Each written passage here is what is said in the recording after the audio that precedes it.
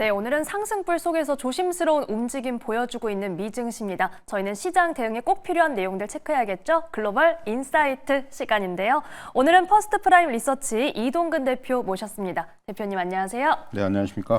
네, 자 오늘의 주제 바로 확인해 보겠습니다. 우선 파월 아슬아슬한 줄타기 그리고 엇갈리는 빅테크 전망.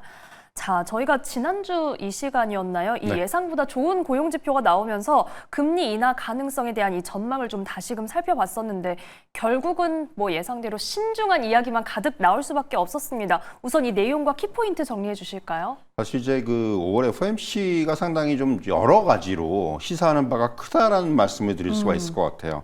이제 향후에 어떤 적어도 이제 시장의 기대치는 5월 FOMC에서 뭐 향후 이제 뭔가 금리 인하에 대한 언급이라든가 이런 부분들이 좀 있지 않겠는가라는 그러한 쪽의 기대가 있었는데 사실은 그런 기대와는 좀 다른 어떻게 보면 이제 그래서 시장에서는 이런 부분들을 좀 너무 매파적이다라고 해석을 할 수도 있겠는데 결국 이런 부분들은 지금 파월 의장이 상당히 딜레마에 빠져 있다. 이렇게 좀 한마디로 좀 말씀을 드릴 수가 있을 것 같고요. 뭐 이제 기준금리 동결이야 우리가 이제 뭐 다 예상을 했던 부분인데 결국 굉장히 신중한 입장을 고수를 했다라는 거죠. 이게 결국 이제 그 무역 그 정책에 대한 불확실성, 관세에 대한 부분 이런 부분들이 지금 워낙 크게 작용을 할 가능성이 이제부터 시작이기 때문에 네. 그래서 사실 이에 대해서 신중론을 굉장히 좀 강하게 고수했다 이렇게 말씀드릴 수가 있겠고요.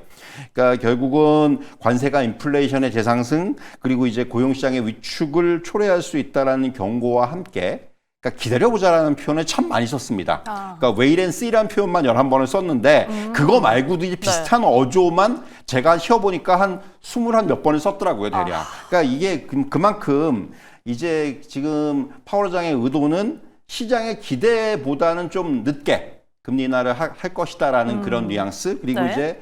그리고 적은 폭의 금리 인하를 하겠다라는 아마 그런 쪽으로 해석이 가능하지 않겠는가 이렇게 말씀드릴 수가 있을 것 같고요. 그러니까 성명서를 보더라도 경제 전망에 대한 불확실성이 커졌다면서 실업률의 증가 그리고 인플레이션의 상승 위험이 높아졌다는 언급을 했고요. 그러니까 기자회견을 통해서 파월 의장이 기존의 관세 효과가 사실은 일시적일 수 있다라는 표현을 했어요. 지난번까지만 하더라도. 근데 이번에 한 걸음 더 나아가서 관세 충격으로 인플레이션이 상승하고 성장률이 둔화가 되고 실업률이 증가할 수 있다. 이런 그 우려를 얘기를 했다라는 거죠. 그러니까 우리가 얘기하는 사실 표현만 안 했을 뿐이지 스태그플레이션에 대한 경고를 저는 했다고 생각을 해요. 사실 직접적인 표현은 안 했습니다만은 네. 이제는 파월 의장이 스태그플레이션이라는 그런 쪽도 이제는 조금은 경고를 한 것이 아닌가라는 생각이 들고요. 그러니까 이게 이렇게 이제 신중론을 고수할 수밖에 없는 것이 워낙 불확실한 상황이기 때문에 선제 대응이 적절하지 않다. 이제 우리가 그런 얘기들 많이 했거든요. 6월에 이제 금리 인하 하면은 이제 그거는 우리가 얘기하는 선제적인 성격, 보험적인 성격이 될 것이다라는 얘기를 많이 했었는데 사실 이게 이제 과거에 2019년 같은 경우에는 물가가 낮은 상황이었기 때문에 경기 침체에 대응하기 위해서 선제적인 금리 인하가 가능을 했지만은 지금은 일단 물가가 연준의 목표치인 2%를 훨씬 넘어 있단 말이에요. 그쵸. 그런 상황에서 결국 시장이 얘기하는 보험적인 성격의 금리 인하는 어렵다. 이렇게 이제 다시 한번 좀 확인한 것이 아닌가 하는 생각이 들고요. 결국은 지금 6월 뭐 얘기는 쑥 들어가 버렸습니다. 그래서 이제 지금 페드워치는 7월 금리 인하 확률을 상당히 높여놓고 있는데 저는 사실 7월도 지금 데이터를 봐야 된다고 생각을 해요. 그래요? 그러니까 이게 사실은 뭐 하반기로 아예 이게 넘어가서 뭐 사실 지금 이번에 파월 의장의 발언을 전반적으로 이제 좀 분석을 해보면은 저러다가 올해 금리 인하를 안 할 수도 있겠는데 라는 생각까지도 들게 만드는 그 정도로. 그러니까 왜냐하면은 지금 뭔가 확실하게 어떤 그야말로 연준이 결정할 수 있는 그런 지표들이 확인되기 전에는 그 섣불리 금리 인하 안 할 수 있는 지금 일단 그런 상황이 아닌가라는 생각이 들고요. 일단은 글로벌 IB들은 7월하고 9월에 금리 인하를 할 것이다라는 이제 예상들이 나오고 있는 또 몇몇 뭐 골드만삭스라든가 이런 데서는 또 뭐 지금 제가 말씀드린 그런 내용들 올해 금리 인하 안 할 수 있다는 얘기도 최근에 나오고 있고 그렇기 때문에 사실은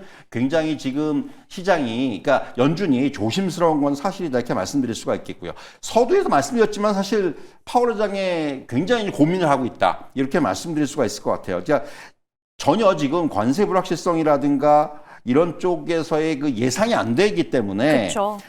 그러니까 연준의 우리가 책무는 결국 두 가지 아니겠습니까? 완전 고용 그리고 물가 통제인데 이거를 지금 충족시킨다는 게 거의 불가능해요, 이제는. 그렇기 때문에 어떻게 보면은 연준이 완전 고용을 유지하는 데 필요한 정책 조치 그리고 인플레이션을 억제하는 데 필요한 정책 조치는 서로 상충합니다. 그래서 제가 딜레마란 말씀을 드리는 거고 아직은 노동시장이 고용시장이 견조하기 때문에 물가 상승 쪽에 조금 더 집중을 하고 있어요. 물가 상승에 좀 더 집중하고 있는데 결국 향후에 만약에 제가 지난번에 말씀드렸지만은 고용이 꺾이는 모습이 나온다. 결국 연준이 결정하는 부분은 향후에는 고용이 될 것 같아요. 고용이 만약에 이제 좀 꺾이는 모습이 나오면은 결국 그때가 어떻게 보면은 연준이 이제 정책 결정을 하는 그 금리 인하의 결정을 하는 그러한 시기가 되지 않겠는가 이렇게 말씀드릴 수가 있을 것 같고요. 그래서 지금은 뭐 7월이다 9월이다 이렇게 섣불리 얘기하는 것보다는 일단 관세로 인한 데이터들이 나와야 돼요. 하드 데이터들이 어떻게 나올 것인지. 이게 이제 다음 주에 뭐 4월 CPI 나오는데 아직 4월 CPI는 반영이 완전히 됐다고 볼 수는 없을 것 같고요. 결국 적어도 5월 이후에 그런 하드 데이터들이 어떻게 보면은 연준의 의사결정에 그때부터가 연준의 의사결정에 반영되는 그런 어떤 데이터들이 아니겠는가 이렇게 좀 말씀을 드릴 수 있을 것 같습니다. 뭐 정말 짚어주신 것처럼 이제 대표님이 항상 저희 방송 나와주실 때마다 관세의 영향이 반영되는 그 시점부터의 하드 데이터가 중요하다. 이 부분 다시 한번 강조를 해주셨고 고용 지표도 앞으로 좀 주목을 해야겠고요. 파월과 연준도 좀 오죽 답답했으면 이런 마음이 들기도 하는 상황입니다. 저희는 조심스러운 시각 유지할 수밖에 없고요.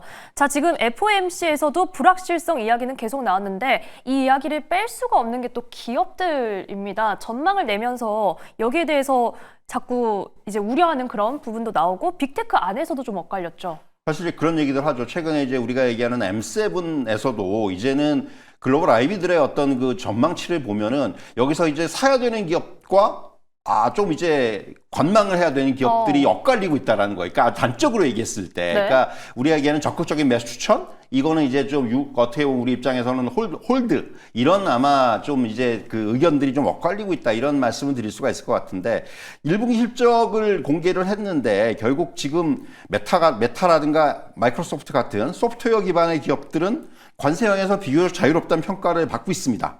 그래서 긍정적이에요. 그런데 애플이라든가 아마존 같은 기업들은 관세 부담으로 인해서 실적 불확실성이 커질 것이라는 그런 전망들이 나오고 있는 거죠. 메타를 놓고 보면은 이제 그 실적 발표 이후에 글로벌 IB들의 목표가가 일제 상향이 됐습니다. 그러면 지금 M7에서 메타가 거의 탑픽이 아닌가라는 생각이 들 정도로 이제 뭐 시티그룹이 탑픽으로 선정을 했고 골드만삭스라든가 모건 스탠리도 목표가를 상향 조정을 했거든요. 그러니까 광고 플랫폼 수요가 견조하고 그리고 이제 무엇보다도 AI 기반의 알고리즘 개선이 광고 효율을 높이는 데 크게 기여를 하고 있다. 이런 이제 평가를 하고 있는 거예요. 그래서 사실 관세 영향을 덜 받는다는 겁니다. 이 부분이 가장 중요한 포인트라고 할 수가 있을 것 같고요. 마이크로소프트 같은 경우도 클라우드 서비스인 그 애저와 관련해서 이 어떻게 보면 사업 성과를 긍정적으로 평가를 하면서 애저 부분의 매출이 35% 성장하면서 예상치를 크게 상회를 했고요. 그러니까 AI 서비스가 BAI 부문의 동반 성장을, 그러니까 AI 서비스 때문에 이제 그 왔다가 이제 그 어떤 그 뭔가 그 계약을 체결을 했다가 이제 BAI 서비스까지 같이 간다는 얘기예요. 이런 부분들이 마이크로소프트의 어떤 그런 지금 투자 포인트라고 지금 이제 짚어주는 그런 모습이었고요. 엔비디아도 사실 최근에 다시금 이제 글로벌 빅테크들이 AI 투자 확대 계획을 밝혔단 말이에요. 그쵸? 그러니까 뭐 지금 우려를 했는데 AI 투자 줄이는 거 아니냐 우려했는데 그렇지 않다라는 겁니다. 그러면서 지금 최근에 다시 엔비디아 주가가 굉장히 좀 긍정적으로 올라오고 있다는 부분들. 그러니까 대규모 AI 인프라 투자가 결국은 반도체 칩의 수요 증가로 이어지면서 양호한 실적 성장세가 이어질 것이라는 그런 기대감이 지속되고 있다. 이렇게 말씀드릴 수가 있겠고요. 애플하고 아마존은 좀 얘기가 달라요. 관세 리스크로 인해서 불안한 실적 전망이 나오고 있는데 애플은 생산 기지를 중국에서 동남아라든가 인도로 이전하면서 관세 영향을 분명히 줄이고 있긴 하지만은 가이던스가 줄어들고 있어요. 감소하고 있다는 얘기죠. 이 부분이 이제 목표 주가를 하향하는 그런 어떤 원인으로 좀 작용을 하고 있고요. 아마존 같은 경우는 사실 AI 투자는 적극적으로 지금 늘린다는 부분은 긍정적인데 온라인 리테일이라든가 유통 부분에서 관세 리스크가 발목을 잡을 것이다. 벌써 아마존 같은 경우는 유통 쪽에서 관세 타격을 받고 있지 않습니까? 뭐 이제 상품들이 이제 그 아마존에서 철수를 한다든가 이런 어떤 그런 움직임들이 나타나고 있기 때문에 이런 부분들이 실적 불확실성을 확대시키는 그런 요인으로 작용을 하고 있다. 결론적으로 말씀드리면 이제 결국은 이렇게 이제 우리가 얘기하는 M7 빅테크들도 관세 영향력으로 인해서 향후 실적 전망이 달라질 수가 있다. 그리고 이제 우리가 얘기하는 어떻게 보면 이제 그 사야 될 주식과 그렇지 말아야 될 주식으로 분류가 될 수가 있다라는 거고요. 결국 이런 부분들은 모든 기업들한테 적용이 될 거예요. 관세 영향이 어떻게 작용을 하고 이를 얼마나 잘 대비하고 방어했는지가 향후의 주가와 실적을 결정하는 가장 중요한 포인트가 될 수밖에 없는 그런 상황이다. 이렇게 좀 정리해 드릴 수가 있을 것 같습니다. 네, 개인적으로는 저는 애플 팀쿡 CEO가 좀 뭔가 이거에 대한 어떤 전략, 네. 좀 타개할 만한 포인트를 말해줄 줄 알았는데 저희 뭐 별로 영향 없습니다 이렇게 얘기하고 넘어가서 좀 실망스럽기도 그게 하더라고요. 사실 네. 제가 생각하는 거는 네. 그러니까 팀쿡도 지금 약간 좀 고민이 되는 거예요. 뭔가 지금 얘기를 해야 되는데 어떡해. 막상 뾰족한 수가 없는 거죠. 그쵸. 그러니까 이 불확실성이라는 게 결국은 제롬 파월 연준 의장도 이 불확실성에 대해서 경험해보지 못한 거니까 이게 그쵸. 결국 그런 부분들이 기업들의 지금 고민을 키우는 가장 중요한 어떤 요인이 아닌가 그런 말씀을 드릴 수가 있을 것 같아요. 네, 빅테크 안에서도 지금 대표님 말씀을 잘 들으면 저희가 투자 포인트 확실히 좀 정할 수 있는 부분이었습니다. 자, 대표님 이건 정말 짤막하게만 여쭤볼게요.